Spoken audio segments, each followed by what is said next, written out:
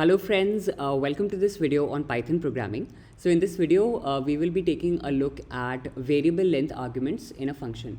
So what happens is many times, okay, when we are using functions, okay, we are passing a lot of arguments, okay, and we don't know how many arguments we will be passing, okay, when we are calling that function. So in those cases, what we do is, okay, we define the function in such a way that it can take any number of arguments, okay. So you don't need to specify what all arguments, okay, the function will take, okay, in the function definition. So there are two ways to do that, okay, to pass variable number of arguments. One is non-keyword based arguments, and the second one is keyword based arguments, okay. So for this you have to use for non-keyword one, okay, we will see few examples in this video, and in the next video we will talk about keyword arguments. So what happens is you see we have written star args, right? So star means what? Any number of arguments, okay. You can have any number of arguments, okay. That is why we have used star args. Let's take an example. So let's say I have a function, okay, I have a function, say function keyword args, okay.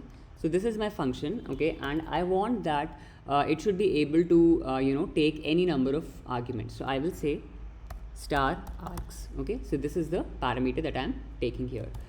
Put a colon, and now what I'm doing in this function is whatever arguments are this function is taking, okay, using this, I have to print all those arguments, okay. Whatever is there in that list, okay, that the function is receiving, I have to print all the elements.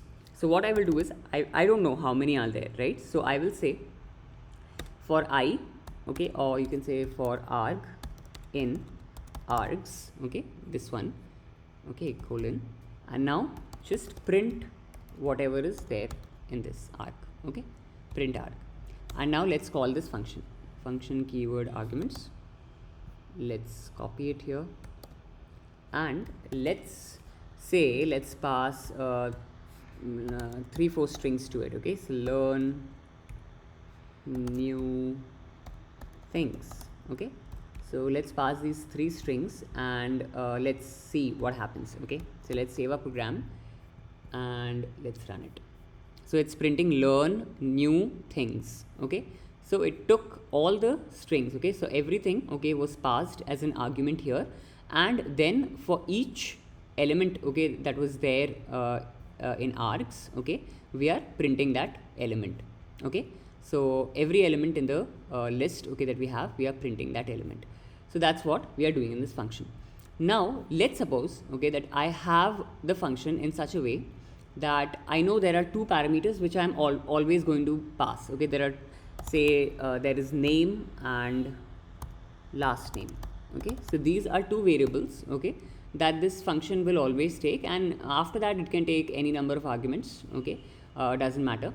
So in this case what will happen, okay, so what will happen in this case is, so so this name and last name, these 2 variables, okay, will take which value. So suppose if I take this, if I am passing this, okay, as the arguments of the function, then learn, okay, will be associated with name, okay, which is the first argument, and the second argument that we are passing, which is new, okay, value, this will be associated with the second parameter of the function, which is last name, okay, and things, okay, will be associated with args.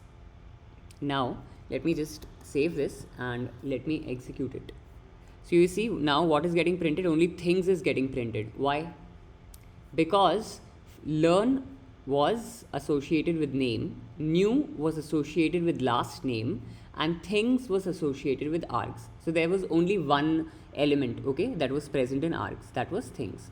So now in case your string is like things, learn new things for year, okay. So if our string is like this, okay, we are passing these many arguments now, okay. So let me clear the console. So now what do you think the output will be? So the output will be everything that is there, okay, from here to here, okay, will be there. So let's run it. So you see, right, things for a year.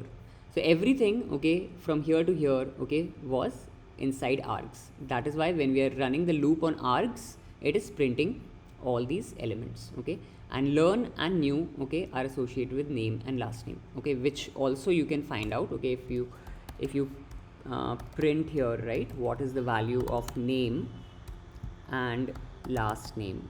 Okay, so you can say you can save this, okay, and if you run this, right, you will also find out that, okay, name and last name that we are printing first, okay, so they are having learn and new. So learn new, right, first name, last name. So that is how you can check also, okay, that everything is working fine, okay, and args are taking up correctly. So that's all for this video, and thanks for watching. In the next video we'll see the keyword arguments.